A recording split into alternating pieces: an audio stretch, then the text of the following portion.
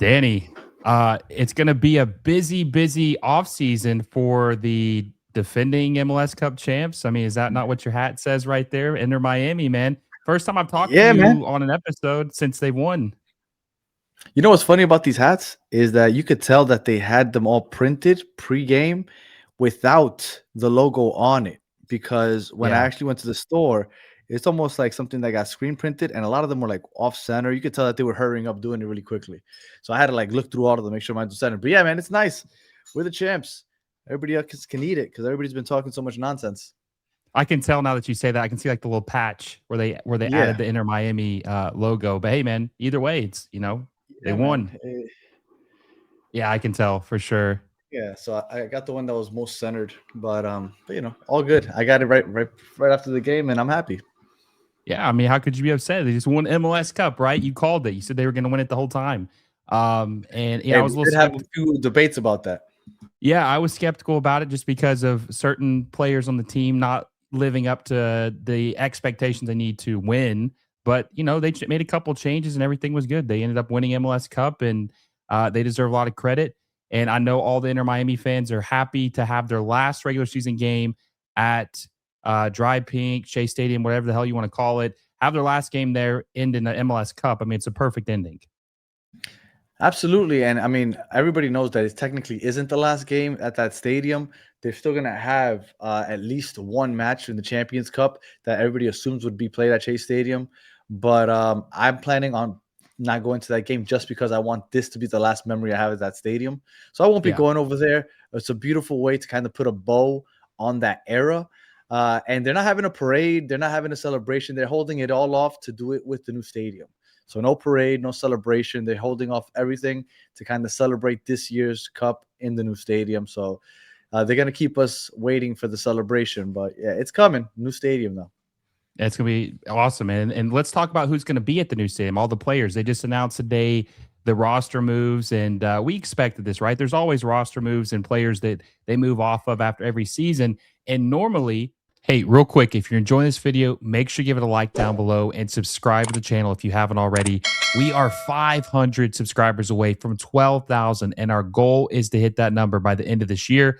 A little over 3 weeks to go, and with your help, I know we can do it. So make sure you subscribe to the channel if you haven't already and hit that little bell notification so you never miss any of our videos. Now, back to the video. When there's a champion, they say they get punished more. They have to normally get rid of more players than other teams because they've won in bonuses and all kinds of different things. So let me just read this list real quick of who has been moved off of and like what they've done so far for the 2026 roster. So Noah Allen, Tomas Savales, Boatwright, Yannick Bright, Maxi Falcon, Ian Frey, Tyler Hall, Gonzalo Lujan, Lionel Messi, Santiago Morales, David Ruiz, Matteo Sovetti, Telasco Segovia, and Oscar Ustari are the players who are guaranteed under contract.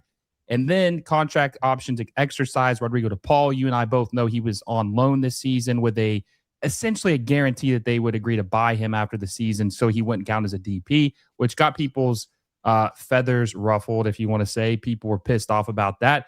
Options declined. Fafa Pico, William Yarbrough, out of contract Ryan Saylor, and loan expired Chelo Winget. Also, the club is ongoing negotiations with Alan Obando. Not really sure why. Rocco Rios Novo, Luis Suarez, Baltasar Rodriguez, and Tadeo Allende. Additionally, the club has recently announced that a new contract for defender Ian Frey. Any surprises?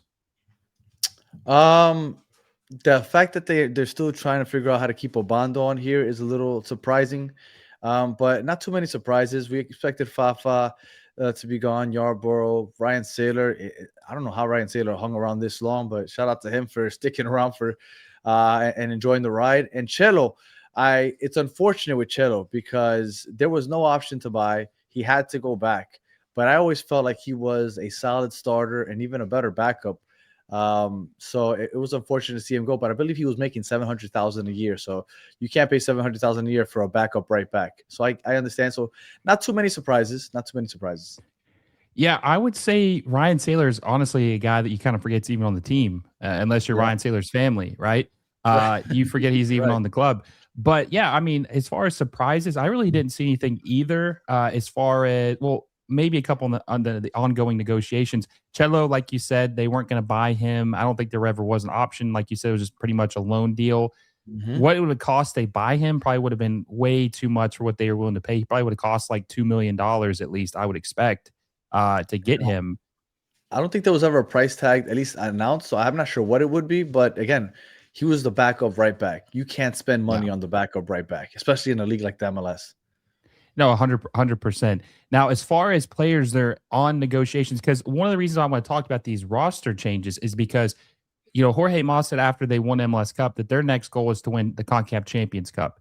They're going to have to make some additions and changes in order to do that. Plus, they're going to have to replace guys who are just leaving the team. Jordi Alba, Sergio Busquets, both, announced that they were retiring at the end of the season. So, they're obviously going to have to fill some holes. Now, as far as players are negotiating with Alan Abondo, I agree with you. He didn't really do it. Did he even play a single game? He played, I want to say 4 or 5 games. So They were forgettable, though, right? raw. No, absolutely. A lot of them were sub opportunities. There was one game where he started, I believe against Dallas, when we went full rotation because it was like right before our Champions Cup game.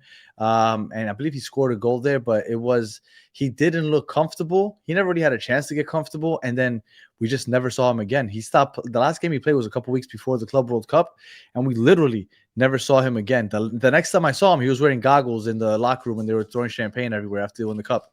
So he ended up there. He look, how nice is it to be 18 years old, living in South Florida, making $500,000 and watching Messi first front row?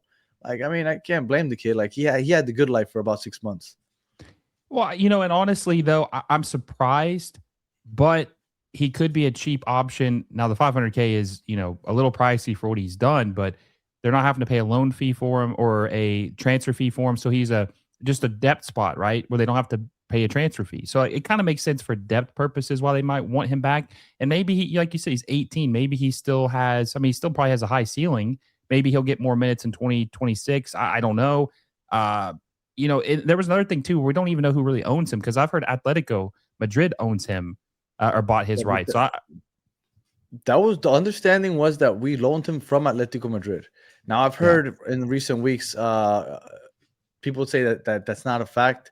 That he was still technically part of, was it Barcelona, Ecuador, or whatever they called but over Barcelona there. SC, yeah.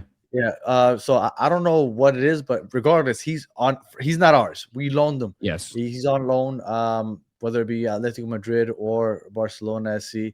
But look, the little bit that I saw of him, he wasn't impressive. Again, you can't judge him based off of that. But I will say that when I saw Baltasar Rodriguez and when I saw Silvetti, the first couple minutes, I was like, okay, these kids got it. Right. And I'm not a scout. I'm not saying that I know I can tell talent more than anybody else, but I saw some potential there. They just looked different. Obando, I didn't see it. And I saw him in 4 games. He played I think it was less than 200 minutes total, but I didn't see it. Okay, moving on to the next player, Rocco Rios Novo. We know he had a great playoff run. Rocco showed a lot of heart, determination, talent, obviously. I mean, he was crucial in you guys beating Vancouver. I mean, how many crucial saves did he have on Sabi in that game? That, He had I one think point blank. Yeah. He only had one? No, but that was the biggest one. Oh, yeah. Okay. I remember him like specifically against Sabi, like he had a couple big ones. No, and I just thought, man, if Usari's old degenerate asses in there, maybe things would be a little bit different. But my whole thing is, Danny, I understand why they want to bring him back. I'm thinking they're bringing him back to be a backup, and I think there's a chance because now there's a new rule. You get 2 buyouts per year. I think they might try to buy out Oscar Ustari or try to push him out the door. Yeah. They have to. If they're going to keep Rocco, they have to buy Ustari. You cannot bring back Ustari and Rocco Rios because I think both of them need to be backups. Rocco had a good end of the season, the playoffs. That's great. I know my co-host Chris would kill me because I'm saying this, but I don't want him to be the starter next year. I don't. I never felt comfortable with him back there. He did have big moments in the playoffs, and I can't take that away from him. But he wasn't tested as much in the playoffs. Our defense took an extreme step up in the playoffs. Before the final, he had faced less than 20 shots in like the previous 5 games, I think it was. Less than 20 shots. The defense stepped up, especially once Luis Suárez went out of the lineup, and then you were defending with 10. So again, I don't want to slight him because he had a good playoff run, but I don't feel comfortable with him as a starter. I think I would be glad with him as a backup, but they need to buy out Ustari if they do bring up Rocco. Our starting keeper for next season isn't on the roster yet. I agree completely. I love Rocco as a backup. I think he can perform in those situations where you need your backup to win you a game or not lose you a game. I just don't Right. think he can start 45 games in a season and be good. I don't see it. Um, Now, Baltasar Rodriguez, he had a pretty good season overall. I'd say when he eventually got in the starting 11, he did slow down a little bit, look a little sluggish, I think, in the last 2 games. But he Mm-hmm. was good, man. And I think he's good enough. And I skipped over Suarez because I'll talk to him. Him and Allende are the two, the Big icing on stories. the cake. Right. But Baltasar Rodriguez, I think he was good enough to bring back on the loan. I mean, I wouldn't buy him, but I think, for those depth pieces, Miami's figured out a way to, we call it a loophole, not buy a player, get quality players on loan to where you don't have to make them a DP or a U22. I Correct. would, if I'm a Miami fan, I'm cool bringing Baltasar back on loan. Yeah. My worry with him is his health. He missed a lot of time this year because of health. When we signed him, we knew he had a history of health problems, and for that reason, I'm hesitant. Do I think if they re-sign him, am I happy? Yeah. I thought when he was healthy, he was good. But the worry is his health, and I feel like for a team that's positioned the way Miami is now, where they are getting players on loan and they have to get the most out of all the players that they get because of the cap restrictions, uh, I'm okay, and I think that there's a chance that they let Baltasar walk just because of that. Um, but we'll see. I think a lot of that depends also on Allende because if we lose Allende, you have to figure out how to keep Baltasar in that aspect. All right, let's start off with the man of the playoffs, right? I think he was the most important player, not Messi, in the playoffs for Inter Miami. Start off with Tadeo Allende. I have never seen a player that people love and hate so much than Tadeo Allende. Like he is literally, hot and cold definition of that. But the love started during the playoffs because nobody loved them before the playoffs. 100%, I agree. But that's the thing. It's like the playoffs were 2 months long, and he was good almost the entire playoffs. That's a long time, and he obviously, Danny, in any sport, if you're going to get hot and be good, you'd rather do it later than early and be bad, right? So he did it the right time if you're an Inter Miami fan of getting hot. Oh, absolutely, absolutely. And So I don't know where it came from. I don't either. I don't know. Maybe if having Silvetti play on the left side just opened up more stuff for him, and he started playing with confidence. I mean, he was No, literally the because only. the thing is, I'm sorry to cut you off. The thing is, Yeah, throughout the season, he had so many one-on-one opportunities against he did. keepers. Yeah. He would go wide. He would go straight at the keeper. He would go over the crossbar. And we would get on our show because we do post games after every game, and we would just rail him. We have an award on our show that we call the Quepena Award, the player that just was embarrassing, and it was him. It felt like every single week. Like I was like, he has to have some nudes of Mascherano somewhere on his phone because it's inexplicable how Tadeo Allende keeps starting, and he kept starting. Mascherano stuck with him. I didn't understand it. Everybody was questioning it, and look, he balled out. So, and then, oh my God, I'm getting killed for all the times I killed him, but I called it how I saw it. Nobody was defending him during the regular season. He was terrible at most points. Me and you Yeah. talked about this. You and Chris You talked would about this. text me all the time. Yeah, exactly. Here's the thing: how many opportunities? If he was finishing the chances he had in the regular season, he would have been in the Golden Boot contention. He would have won the Golden Boot. Yeah, I mean, he could have 25, 30 goals easy if he finished the Easy. chances he had. Yeah. So, but I mean, we saw it. Look what he did in the playoffs. He broke the record for most goals, and everybody had been saying it that watch this team. This guy has chance after chance after chance, and he never finishes it. He always chokes in the final third. And he did it against top defensive teams. Nashville, a top defensive team. Cincinnati, top defensive team. Vancouver, a top defensive team. If he can play like this against the rest of the league, where the defenses is lacking, because we were playing against good defenses all throughout the playoffs. Put us against a bad defensive team, and he's playing at this quality. Yeah, okay, he should get the Golden Boot because Messi serves him assist on a platter. Sometimes it's like, how did you miss that? And it was very frustrating. But yeah, he turned it around. My brother just met him an hour or two ago, and my brother went and he asked him, he's like, dude, please tell me you're staying. And what he said was, I know as much as you do. I hope I stay. That was it. So, Damn. Well, here's the reports because I want to talk about this. They're in a battle right now. River Plate wants Tadeo Allende now, right? And he's obviously Argentinian. River Plate's one of the biggest clubs in South America. I mean, it makes yep. sense of why they would want him and why maybe he'd want to go there. So here's the question I have for you. They're obviously negotiating. I forgot what club it is. It's not Elche. Celta Vigo. Who is it? Celta Vigo. Yeah, exactly. Celta Vigo. And La Liga. They're negotiating a deal possibly with him. Maybe. Here's the thing, though. His stock is high right now. He just had an incredible playoff run. They probably could sell him. They don't have to loan him out. So I don't think they want to loan him out. Exactly. I don't think they do either because they're losing value. He's getting older. His value right now is probably as high as it's ever been, arguably, right?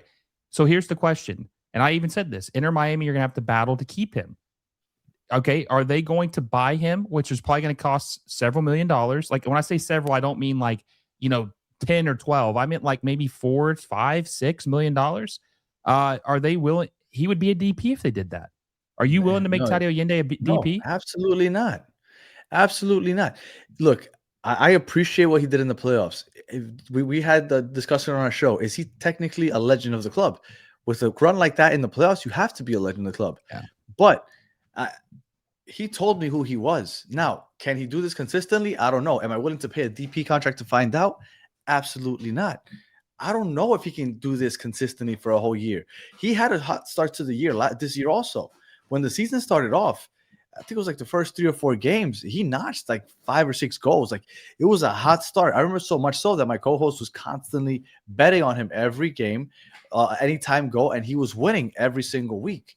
And then he went on like a 10-game streak of just no goals. Then he got hot for 3 or 4 games again, scored another 4 or 5, and then he went 11 games in a row without scoring. So obviously he's hot and cold. When you look at the totality of the numbers, which everybody likes to throw in my face, oh, but he scored, I don't know, what was this, like 15, 16, 17 goals? Yes, that's great.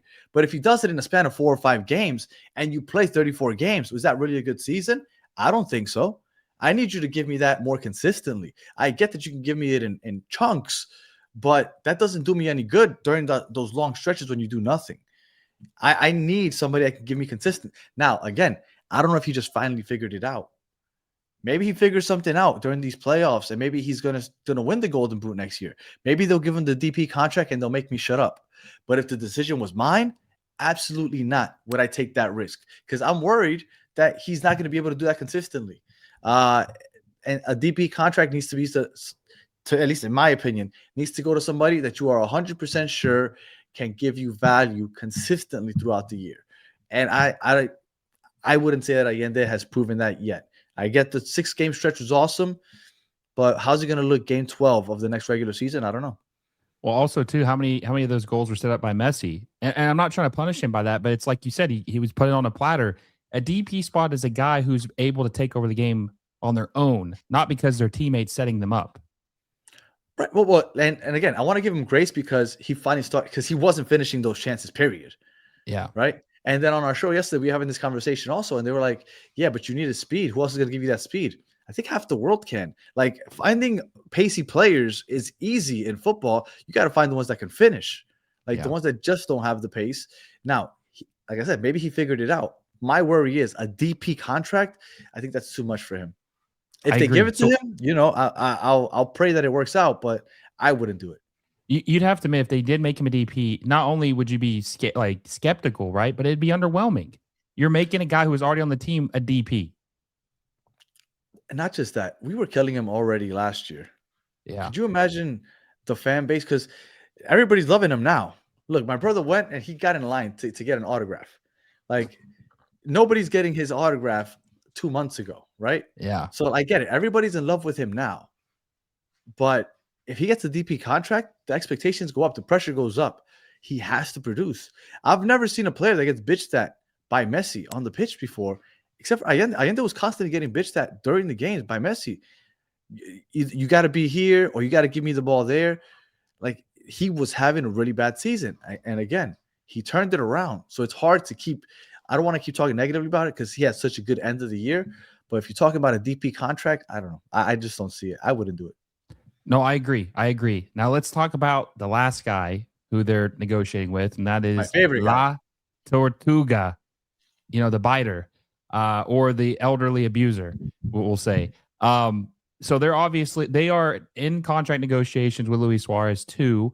He was already on a discount. He's making $1.5 million a year at Inter Miami the last 2 years, which is a Mhm. discount compared to his status and how much he produced. I mean, last year he was the bargain of the MLS.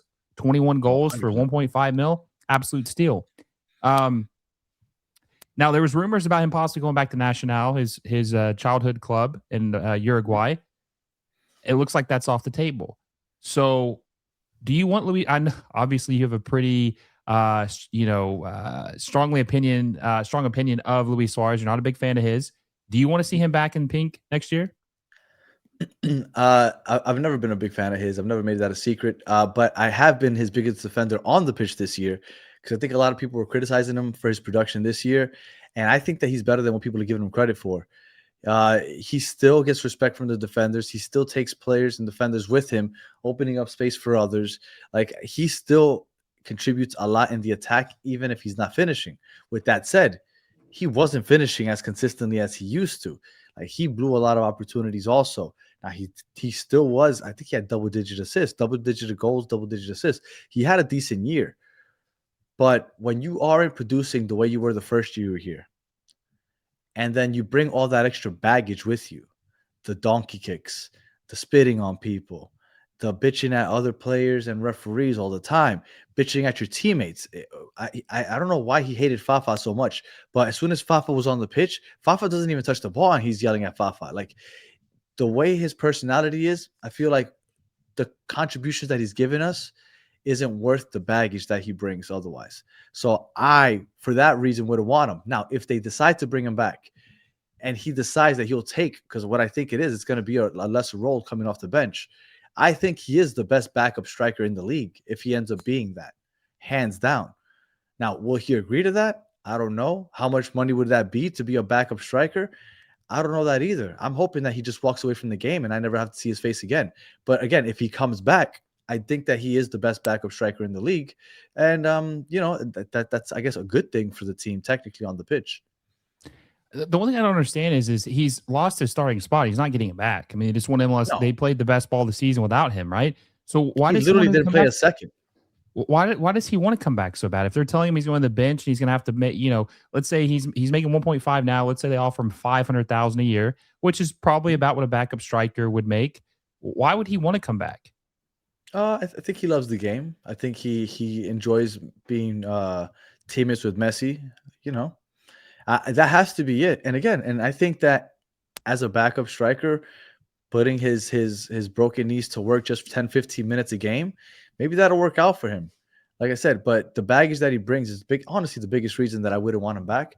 It's impossible to defend the guy, you know. But if he's on the pitch, I think that he can contribute a lot in those 10 or 15 minutes at the end of the game. You can still see it when he plays. His IQ is still there. Like he makes those important runs that people don't really see in the stat sheet, but clears up. Like it should count as an assist. Some of the runs that he's made that's opened up space for other people. Those dummy passes, because he's the best I've ever seen at those dummy passes. The way he opens up opportunities for other people, like he is good. Like I said, I've been defending him all year. I don't like him, but if they bring him back, which I hope they don't, but if they do, he's going to be the best backup striker in the league. Yeah, I was hoping maybe he would join the staff as a coach because when he was on the bench, he was wearing like coaching attire. He was, getting off the bench and He was talking to instructing players. Falcone and everybody. Yeah. Yeah, man. So I honestly thought it would be better maybe if he could just retire and join the coaching staff. If he really wanted to be a part of the team and part of what they're doing, that's what I thought maybe he would do. Maybe that's something they can work out after this year or something. But if the price is right, I understand why they would do it. I just think it's probably best to move on. And that's kind of brings me into my next, point or my next topic. We talked earlier about how the Concacaf Champions Cup was the next big thing to win, right? And this team's going to Mhm. have to improve. There's already rumors about players that they're going to sign. We saw earlier, 2 months ago about Reguilon from Chelsea, who's Mhm. you would think would be the replacement for Jordi Alba. I would expect him Right. to be, and he's 7 years younger. Now we haven't heard anything about that since then, but it looked Uh, like that was done. yeah, and a lot of people are saying that's where it's going. He formerly played for Real Madrid. I haven't heard anything recently I've heard from people that that's what they want, that's what they're expecting, but I haven't heard necessarily anything concrete recently. So I don't know if that's where they're going with it. I know that Jorge Mas already said, I got the two replacements already. Like we're good with Yeah. Busquets and Alba retiring. So that kind of leads itself to a speculation because that's the only name that's really been linked to us as far as the left back goes. So we'll see. I thought that maybe Noah Allen would get the chance to become a starter there, and that they might sign another center back. But it looks like maybe they're going to keep Noah Allen at center back. Now we have heard more concrete news about a right back who we would assume would be taking Chelo Winget's spot, maybe even pushing Ian Frey for starting minutes, and that is Facundo Mura from Racing in Argentina. Looks like this deal will be announced pretty soon. Maybe this is one of the deals that that Jorge Mas was hinting at. But yeah, I mean, and they just recently re-signed Ian Frey, which made Solana very upset about. He was really wanting to cash out and sell him. Which I kind of understand I kind of understand what he's saying because I if don't. they have a replacement that's going to start and you can get $3 million for Ian Frey, then you can use that money to strengthen your roster. Well, I think Ian Frey's a great starter. Everything that look, let me not say that because then everybody's gonna go, oh, you don't know football. Ian Frey is very versatile because he can play right back, but he came up in our academy as a center back. And I think that that's still one of his best positions. He also Yes. he also had Yeah. he also had some time as center defensive midfielder right before Messi arrived. He played for a couple of games there, and he played well there also. So he's a versatile player, kind of like Lujan. They like players that can play several positions since they like to play sometimes 3 in the back, 5 in the back, 4 in the back, however you want to look at it. So I think that Ian Frey gives you that flexibility. I would love to see Ian Frey play center back. I've kind of wanted that, but because it kind of looked like they had already shored up with Falcon, Noah Allen, Lujan, Toto Aviles, they decided he's going to stay at right back, and I think he did a great job there. Also, I think he lends a lot to the attack. But if Facundo Mura comes, I think that Ian Frey will serve a lot of time or get spot time here at center back because he signed through 2029, and I get why Solana said that. But when you have good young talent, unless you're a selling club, you don't sell your players. Like Miami isn't Borussia Dortmund. Miami's Bayern Munich. We're not selling. If we have a good player, we're going to keep him. Yeah, and look, I like him at center back too because I feel like it'd give them the much needed height they need, especially when they're on crosses. Noah Allen is like 5'8". Maxi Falcone is only 5'11". Now Ian Frey is tall. Obviously, he's playing right back, but I do think they need to get bigger. They're losing Sergio Busquets. He's the second tallest starter they have. He's 6'2". He's gone. They need to get some height, especially guys who can win on crosses, on defense, or in the attack. So I think that could be a possibility. We could see Ian Frey. Now, I'm trying to think of who else they were rumored. There was a goalkeeper, but we haven't really heard much more about that. There was an Argentine goalkeeper, 31, 32-year-old, but I really haven't heard anything else about that recently. So to close this off, I want to ask you this. Is Inter Miami, they're losing Jordi Alba. They're losing Sergio Busquets. They might lose Tadeo Allende. Is this roster... Now, look, I understand we don't know who they're going to sign yet, but I'm just kind of want your intuition, what you think is going to happen. Do you think this roster is going to be better than they were in 2025 and 2026? I think it can be. When you look at I guess what I'm about to say would be contradictory to what my point was originally going to be. But when you look at this roster, coming off the bench, you had Telasco Segovia, which I think is a starter for almost every team in this league. You have Yannick Bright, which is probably a starter for just about every team in the league. You have Luis Suarez, which could possibly be a starter for this team was loaded on the back line. Now, why do I think that we won't suffer too much if some of these players leave? If Tadeo Allende, for example, leaves, Baltasar Rodriguez, if they were to re-sign him, could move into that spot, and then Telasco Segovia would take either that central role. If we get a striker, which I'm expecting, Messi goes back to his 10 role instead of playing that false 9, and then everybody else kind of maneuvers. So I feel like this team was deep enough where they could lose a Tadeo Allende, a Jordi Alba and nobody. In my opinion, Jordi Alba should have stayed. Jordi Alba was still playing at a high level. I would have loved to see him stay. But they can't. They have the resources to retool, and they had the depth where they can keep going with what they've already built. So I think that this team will be fine. And you saw Baltasar Rodriguez and Silvetti, they both debuted almost at the end of the season. Like they're not with the team that you see in February, March isn't going to be the team that you see celebrating in December. It's not. No, I agree. But I do think, kind of to your point though, they do have guys that can slot into replacements, but they're also that those guys are no longer depth pieces. They're gonna have to replace the depth pieces because they're gonna be starters now, and we don't know Yeah, if they're right. gonna be any good. We don't know if they're gonna be any good. You would think they probably would. So they want to win Champions Cup. That's the biggest Mhm. trophy you can win in the region. It is. It's the biggest you can win, right? And Liga MX 100%. kicked our ass for years. So I'm expecting Inter Miami to build pretty much 95% of what their roster is going to look like all season in this winter. That's what they're going to do because they want to win You Champions think Cup. so? Yeah, I do. I think so. Do you think they'll have a DP striker before the Champions Cup? No. So you think they No, wait till because the I haven't summer? heard anything. Yeah, I haven't heard anything. I think it's going to be in the summer. It's still early though. It's still really early. Yeah, it's still early, but I haven't heard anything. The biggest name, and again, I don't think he's coming to the MLS, but the biggest name that I've seen rumored that might leave in January is Mo Salah. And he's not coming to MLS. I think he might finish the year in Liverpool, but right now he's unhappy.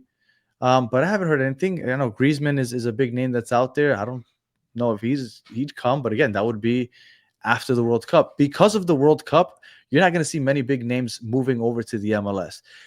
Because of the World Cup, players are going to want to stay in Europe to be in top form because they believe staying in Europe means that they're in top form in order to make their national teams. So I do not believe that you're going to see many big names coming this offseason, unfortunately. So I'm expecting all the big names to come right after the World Cup. But do they need a big name? When I say big DP, I mean No. like just a good striker. I'm talking like a 26-year-old guy they spend 10 to 15 million dollars on. The best we looked, which I've always wanted them to try, was Messi playing the false nine. Messi playing the false nine with two speedy wingers. Silvetti's still here. He's going to be here next year. Is Allende going to be here? I don't know. If he's not, Baltasar Rodriguez can fit in there also. And you have your speedy wingers. I think playing with the same tactics, the same formation, with the false nine, with the speedy wingers, with the double pivot, where you now, instead of Busquets, you have Yannick Bright, which is and I don't think people realize how good he is as far as being a defensive midfielder. Everybody talks about Cubas. If Bright gets a full season, people are going to look at Bright like they were looking at Cubas during this playoff run. And now that also gives Rodrigo de Paul the freedom to be that almost like a box-to-box midfielder. He can contribute in the attack as well as in the defense because he's going to have Yannick Bright to kind of fill in the spaces behind him. So I think you're going to see a different Rodrigo de Paul with Bright next to him than you saw when Rodrigo de Paul was playing with Busquets, because he had a lot more responsibilities because he had to cover up for Busquets' lack of athleticism. So I think that this team's going to be fine. I'm not worried about this team. Talasco Segovia, he could go ahead and fill in the Baltasar Rodriguez playoff run because Baltasar can go out wide. This team has depth. This team has what it needs. Obviously, health is a big part of it. But I think that this team won't get a striker, at least not a DP striker, before the Champions Cup. And I still think that they can succeed that way because I saw it right now during the playoffs. I'm hoping that they go to a 4-4-2 where Messi is a false nine still, maybe even like a 10 and plays underneath the striker, a pacey striker, because I do believe if they get someone, man, that they would eat. Like they would win the gold boot. Whoever is the striker in front of Messi who's got some speed and who can finish, and that's what you would be paying for, a DP striker, someone who could do that. They would probably have 30 goals. I really love. I like the way they went in the playoffs. They were playing a lot more direct. They weren't worried about overly possessing the ball, going horizontally. It was all very direct, very purposeful passes. That's why they caught Allende so many times out in the open. Silvetti. I like the way they were playing. I think Mascherano's finally come to his own, kind of started to get a feel for things because Mascherano had a rough start to the year also. And him like Allende started growing into his job. And I think that I think this team, even without a DP striker, which it would be helpful, I'm not saying I don't want it, but because of the World Cup, I don't see any big names coming right now. I think that you're going to have to wait till after the World Cup, and I'm okay with that.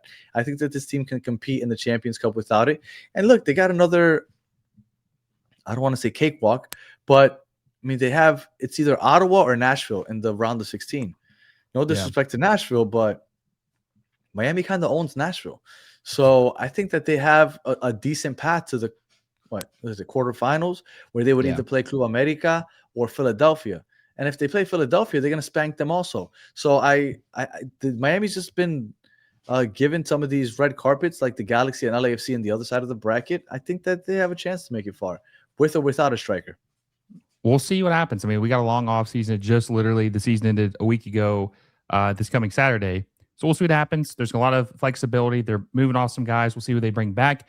Danny, I appreciate you for coming on, my friend. Make sure you guys go check them out at Battered Herons. You should be able to see it where my name is as well, because we're doing a collab video. So make sure you guys go check him and Chris out. Give him a subscription.